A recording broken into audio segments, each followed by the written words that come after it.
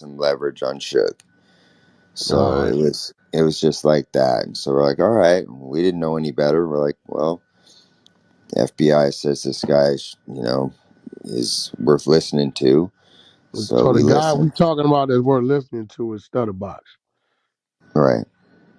So Greg, before you go any further, how long does a motherfucker gotta be like working with the FBI before they're calling a guy like you that's investigating the case as serious as you have to say was he's a reliable source? Hey, Well, hey, that's Greg, that. Greg, explain to him the difference, the different level of informers you have, and that answer the question better. Yeah. So Okay. there's a CI, which is a confidential informant. There's a CRI, which is a confidential, reliable informant. There's a witness. There's different levels of informants and sources of information. And so as cops, we're just going to listen to everybody. And in time, you prove whether or not they're reliable or not. But you don't just disregard somebody because you haven't proven their reliability. So, I don't know what Box had going on, the whole Main Street thing and all his drama and background going on with that case. I became involved in it later, but at that point in time, they're just saying, hey, you should talk to this guy. He may be able to give you some information that will help with your case. That's it.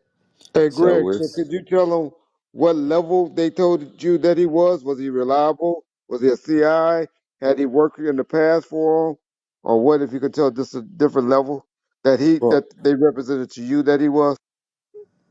yeah, and to be perfectly honest, I don't remember exactly what the language was or what qualifications were. It was just like, hey, we have this guy says he can help you guys out. We're working with him on something else, and so you know, give him the time to hear him out, and that's it. I don't remember if they said he Yeah. was Well, in the established as a movie y'all reliable. portrayed him, you portrayed him as a reliable, meaning that he gave reliable information in the past in the movie. This FYI. Yeah, well, it's a movie, so people do what they're going to do to make these stories more entertaining. I'm Okay. just telling So you that what actually happened.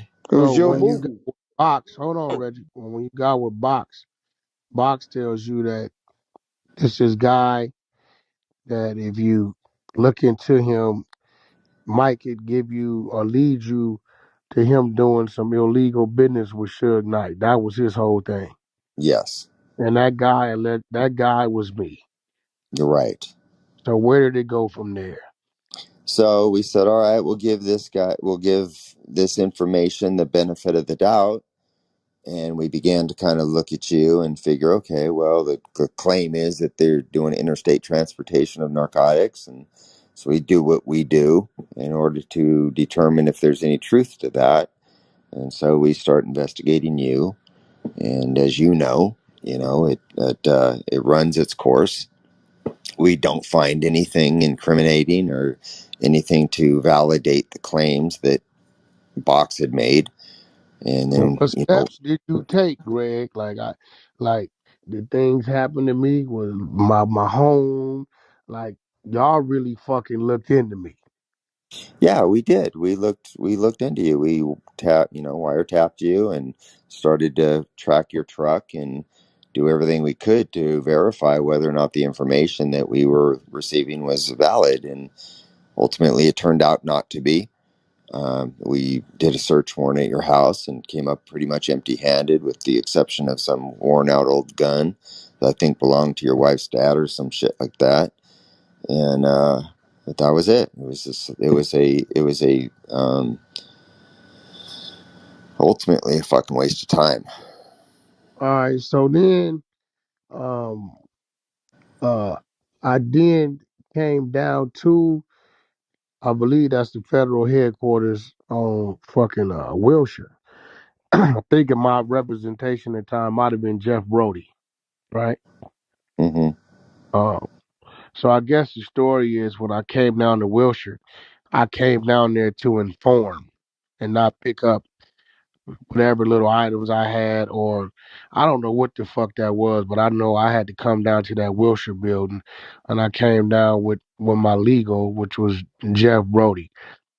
I guess his whole narrative is I went to the Wilshire building to inform, which I don't know why I would have to inform because I was never subject to any arrests or anything like that. So and you let them know what my trip down to the Wilshire building entailed. Yeah, so I remember that day, and you came down there, and we basically just confronted you on the allegations and, explained to you why we were doing what we were doing, giving you the opportunity, um, with the hopes that you would know something that could help us out. Turned out you really didn't have any information that was beneficial to what we were pursuing.